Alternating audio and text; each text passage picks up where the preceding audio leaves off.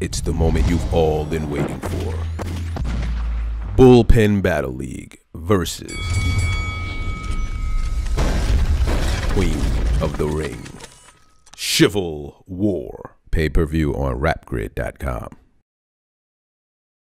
What's up, y'all?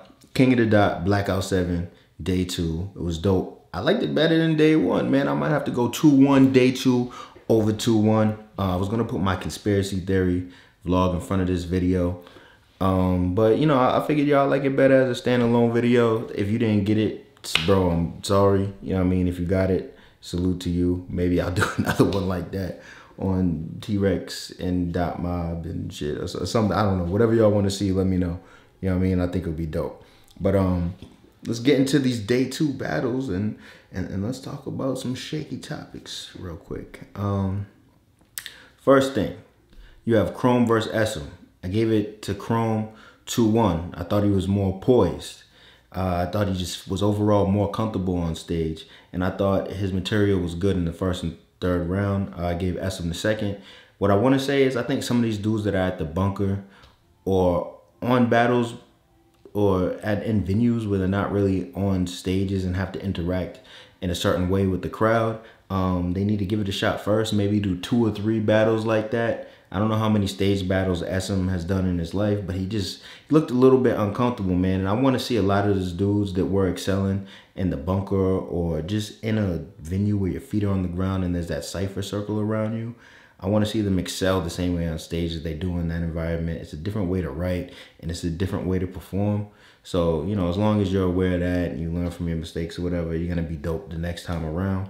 But Chrome 2-1. Second battle of the night was, Loso and Gems. Now, I was hyped when that matchup got announced. And, you know, another thing I want to tell you guys real quick. I noticed that when I'm watching pay-per-view for the first time, it's kind of like in the building. And then when I watch it the second or third time, it's like I'm watching it on YouTube. Something about me knowing that it's live puts me in that in the building mind frame. And I don't see things that I see the second time. So I had to watch a lot of these battles 2 or 3 times. With that being said, I think Loso got it. I'd say 2-1. I might give Gems the first and Loso the second too. The first time I watched this and I had that live feeling, I felt like Gems' charisma was crazy. Like Gems has that blog stop being dirty charisma that just gets him over and people love that.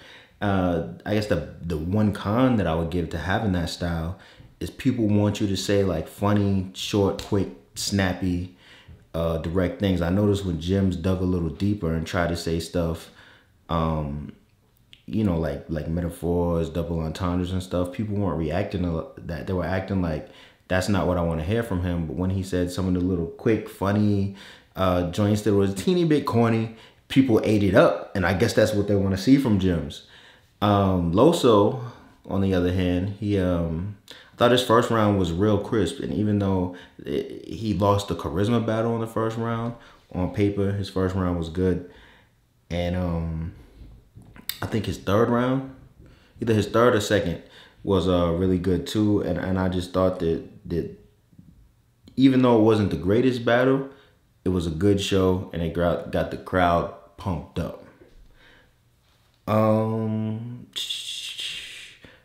Swave and Shoddy.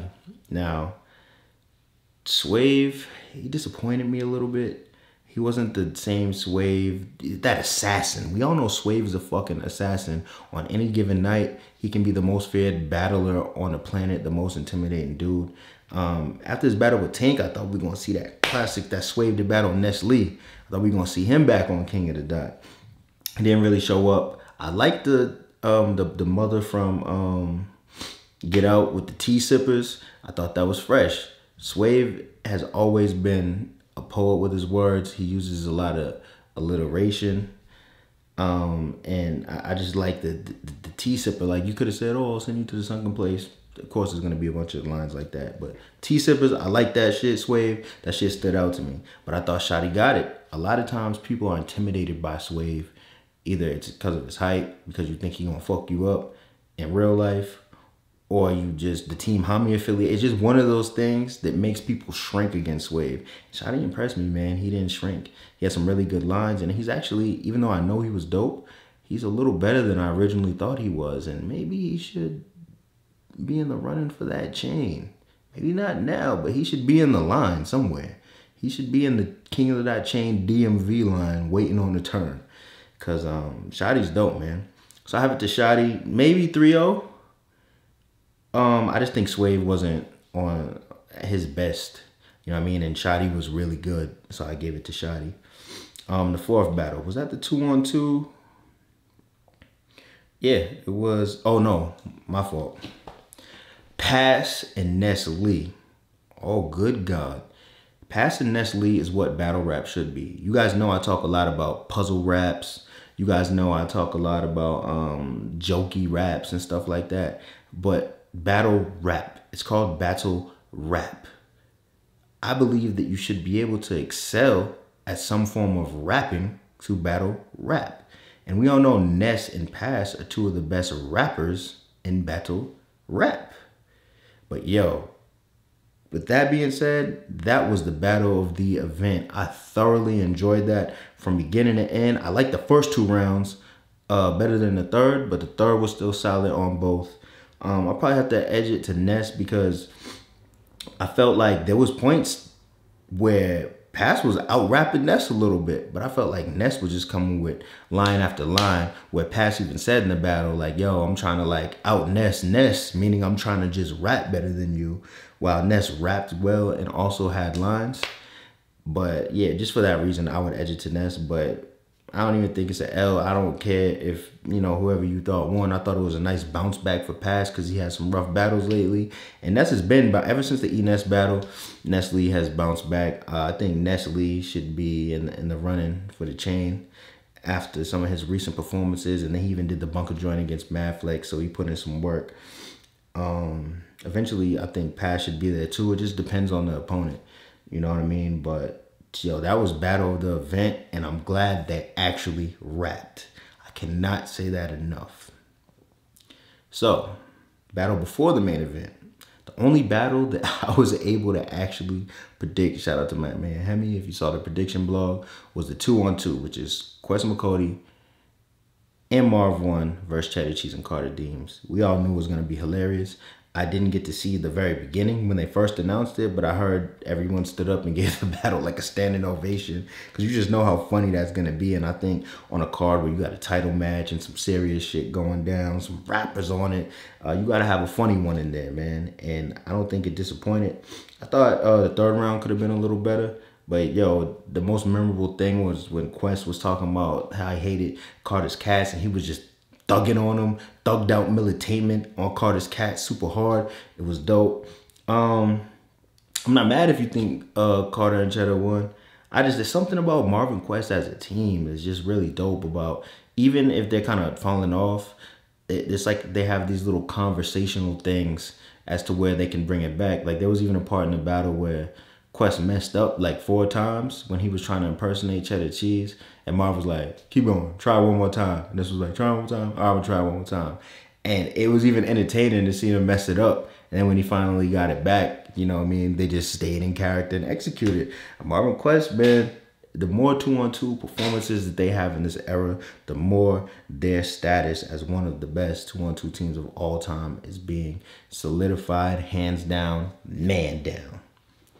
Dope battle, very funny.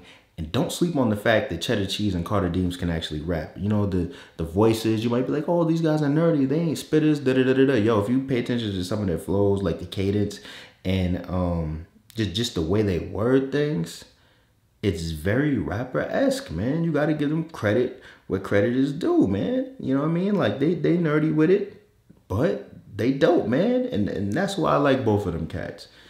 Dope battle. Had me in stitches. Now, see, this is something that I'm regretting talking about a little bit, but I feel like it has to be said. Head Ice and Rome. Now, before I do the round breakdown, let's jump ahead a little bit. When the judges were deliberating, Rap Grid did a poll where we asked everyone, who do you think won? 4,000 people voted. 88% of people said Rome. 12% of people said Head Ice. That's crazy because I thought the battle was definitely closer than that. What do y'all think? But anyway, let's go back to the first round. First round, I liked Head Ice first round. I thought it was solid. The first time I'm watching it, that first time that's like a live simulation or in the building simulation, I'm like, this is dope, but Head Ice isn't being direct and as personal as I feel like he needs to be to beat Roan. Then Roan came, very good round, very solid. I'm not going to say all the bars because I do want y'all to watch it, KOTDTV.com. Just go, you can go watch it right now. Support, you know, the battle rap pay-per-views and the leagues. But Roan smoked Head Ice in that first round, man. He was crazy. I thought that if all his rounds were like his first, he had a good amount of rapping. He had that Philly flow that he's so good at. He had a good amount of personals. And he had a good amount of funny shit to where it was all evenly balanced, to where I believe that everyone would agree that Roan took the first round. Second round wasn't the same. Head Ice was in his bag. His second round was kind of like one of the rounds he had with Big K. I liked it. I thought it was solid. And then Roan goes and he said something about a crying, Head Ice looking like a crying Jordan meme. It was mad funny. Everyone was dying. But then he took the angle of like, you're so sweaty. Now I think this is what happened. Wolf neutralizes people when they battle him. Like if you go back to like the Real Deal battle, you can't really like battle Head Ice the same. Like certain angles don't work on him just because of his demeanor and who he is and how the crowd receives him. So I thought Roan's whole like you're sweaty and you're related to Key Sweat angle, it kind of fell flat to me because some people might have thought it was funny. But I just think that like it's a title match. You got to pick a different angle. You got to go at him different. And I just feel like all the angles that Roan took, not all of them because he's Roan. He's dope. Obviously, he had some dope shit in the second round. But a lot of the angles that he went in on that lasted, you know, like 8 to 10 bars where, you know, he was trying to get creative. I just think they fell flat and they didn't work against Ice because he's so charismatic. And he's like bulletproof to certain kind of angles. And I felt like a lot of people felt that way about just the second round. Now the third round is where all the controversy kicks in. Head Ice, I think I was really a fan of his second round. If you really listen, I like some of the shit he was saying, but his third round, it was just deep and heartfelt. And I feel like a lot of, not heartfelt, but there was just feeling to it. Now, a lot of people like to say, they don't like Ice, so will say, oh, Ice talks gibberish. No. Ice is a very, it's like street poetry. It's, he infuses a lot of street talk with a poetic delivery that just makes you feel what he's saying. You know what I mean? And honestly, to be able to do that, you have to be an artist. So if you don't understand Ice or you don't know why people like him, just open your mind up, really listen to what he's saying and look at like the passion he delivers it with.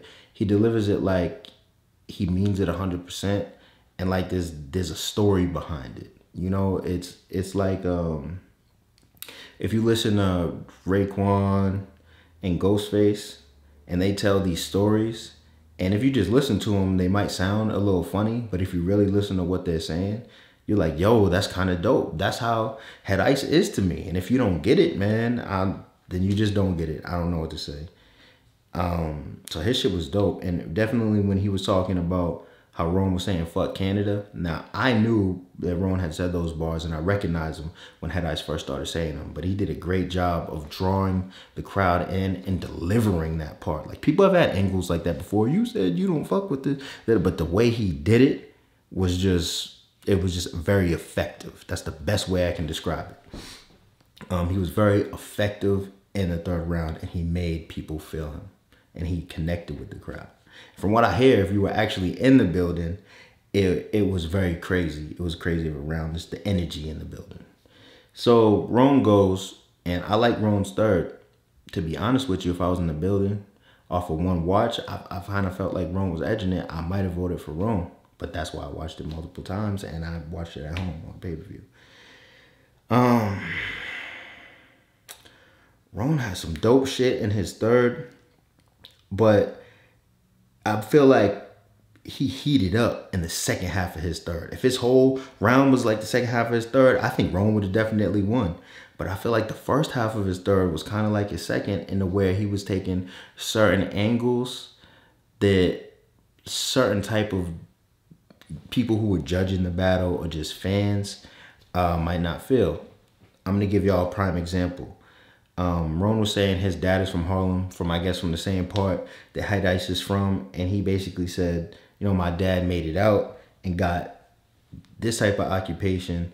You're $10,000 below the poverty line. You say you get money off X, Y, and Z. Like, what's your excuse to basically not do what my dad did and, you know, be more successful? Now, this is where the bullshit comes in and the controversy comes in. And this is the shit that I don't really want to talk about, but I feel like I have to address the elephant in the room. There is like a subtle racial divide in battle rap. Here's my example. So I have a white friend who is an important person in battle rap. He's somebody that puts things together and he runs things. And one day he was like, bro, like, let's keep it real. Like, a lot of the white battle rappers, they're more creative than the black battle rappers. What he meant by that is, now obviously this isn't a generalization, even though some of us do it, but this is, he's talking about like smack guys versus king of the dot kind of guys, which we all know what, if I'm talking to y'all one-on-one, y'all know what I'm talking about because we have these kind of conversations behind the camera.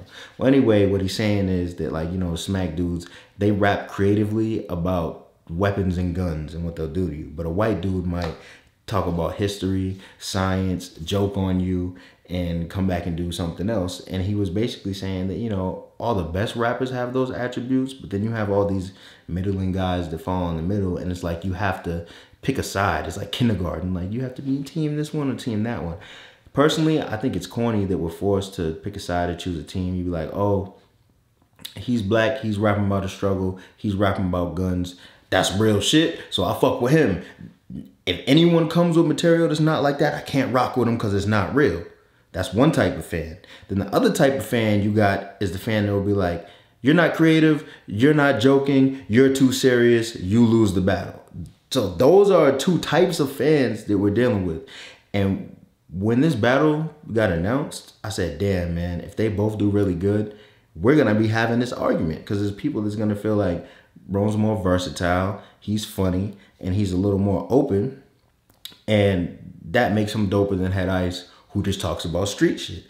Now, mind you, I'm not making this up. You guys will see on the comments under this video, people really feel this way. Like, you have fans saying, oh, if you thought Rome won, you're just white. And there's people like, yo, you corny as fuck if you thought Ice lost. He was talking that real nigga shit. This is a conversation that we're going to have to the end of time.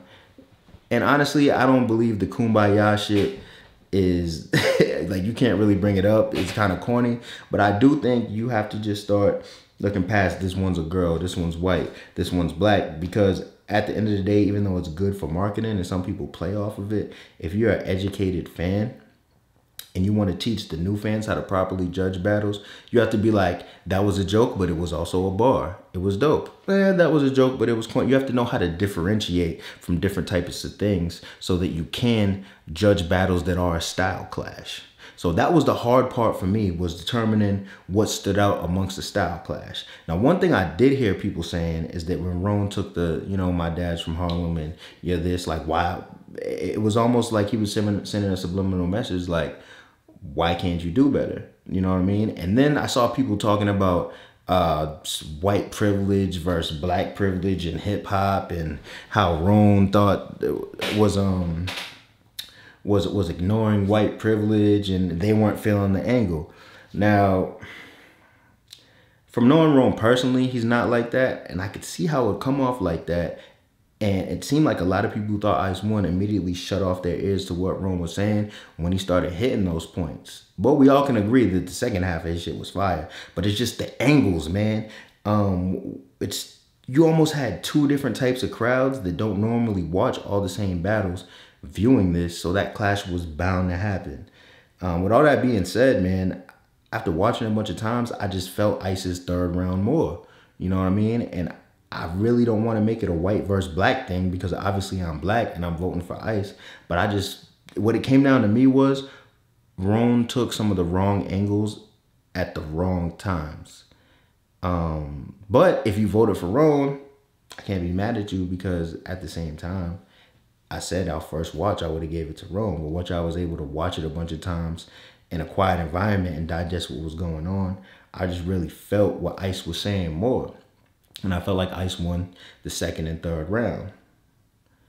But, I mean, that third round is going to be argued for quite some time. I can't believe that many people felt like Roan won. I had a feeling that the majority of people would think Roan won, but it was so tilted that it was crazy. And I see people arguing about, oh, you're racist if you thought this one.